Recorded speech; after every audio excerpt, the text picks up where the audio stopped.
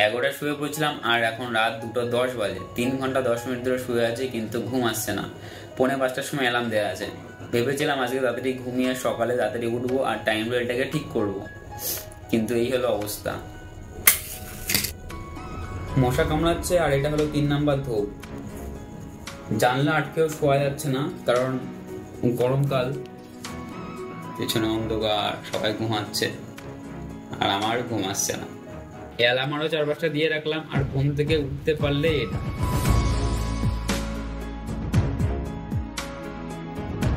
ঘুম আসতে আসতে প্রায় 3টায় বেজে গেছিল, তবুও 5টার দিকে উঠেই পড়লাম, কারণ 1-2 দিন ঘুম কম করলে পরের দিনগুলিতে মোটামুটি টাইম টেবিল ঠিক হয়ে যায়। ভোর 5টায় উঠে তো গেছি, কিন্তু মনে হচ্ছে জীবনের সব থেকে বড় পাপ করে ফেললাম। একটা কফি হচ্ছে এখানে, তো ওটা খেয়ে দেখা যাক কি হয়।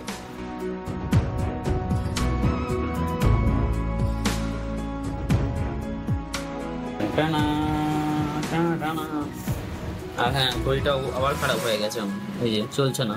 ঘড়িও খারাপ, সময়ও খারাপ।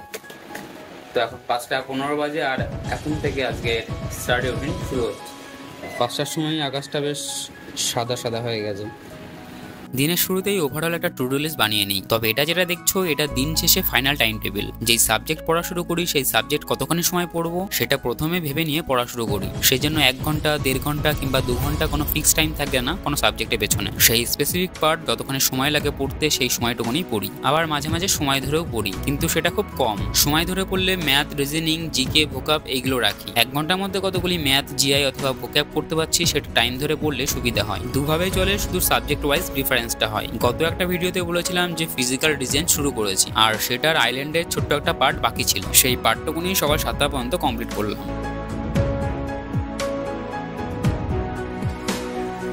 মাঝে 1/2 ঘন্টার মতো ব্রেক নিয়ে ফ্রেশ হয়ে আবার পড়তে বসে পড়ি 7:30টার সময়। ওয়ার্কআউট আর লাঞ্চের পরে আজকে জোর ঘুম পাবে, কারণ রাতে 2 ঘন্টাও ঘুম হয়নি। সেই জন্য দুপুরের আগে যতটা ম্যাক্সিমাম টাইম পড়া যায় পড়ে নিতে হবে। তো এটা ছিল সেকেন্ড স্লট। এই স্লটটা 7:30 থেকে 10:15 পর্যন্ত চলে। পুরোটাকে 2টো পার্টে ভাগ করে কোশ্চেন পড়ছিলাম। প্রথম পার্টে জিকে পড়লাম আর দ্বিতীয় পার্টে জিএস পড়লাম। পিএসসি, পিওয়াইকিউ, লিডারয় আর স্ক্যানার থেকে দেখছি। এই স্লটটা ভেবেছিলাম 4 ঘন্টা টেনে দেবো। 4 ঘন্টাতে দূরের কোথাও 3 ঘন্টা হতে হতেই ঘুম পেয়ে গেল। তো বেশি জোর না দিয়ে উঠে পড়লাম একটা চায় ব্রেকের জন্য। চা ঠিক নয়, এটাকে অ্যাকচুয়ালি চাফি বলা যায়। চা বানিয়ে কফির মধ্যে চাটা দিয়ে দাও, চায়ের টেস্টও পাওয়া যায় আর ঘুম না আসার কাজটাও হয়ে যায়। অ্যাকচুয়ালি চাফি নামটা আমার দেয়া নাই, আমার এখন চা বানানোর দিকে একজন নামটা বলেছিল কমেন্ট বক্সে, সেই থেকে আমিও এটাকে চাফি বলি। সকালে ছাতু আর কলা দিয়ে ব্রেকফাস্ট করেছিলাম, আর এখন মুড়ি বিস্কুটের সাথে চাফিও খেয়ে নিলাম। এই সময়টা প্রায় 1 ঘন্টা ব্রেক ছিল। আবার 11:15 দিকে পড়তে বসে পড়ি। মাঝে আবার ঘড়িটা দেখলাম চলতে শুরু করেছে, কিন্তু 40 মিনিট মতো স্লো। তো ওটাকে আর ঠিক করলাম না, কারণ পরে আবার বন্ধ হয়ে যাবে। এই স্লটটা ছোট ছিল, সায়েন্স পড়ছিলাম। এই সময়টা পড়া হয়ে গেলে ওয়ার্কআউট শুরু করে দিই।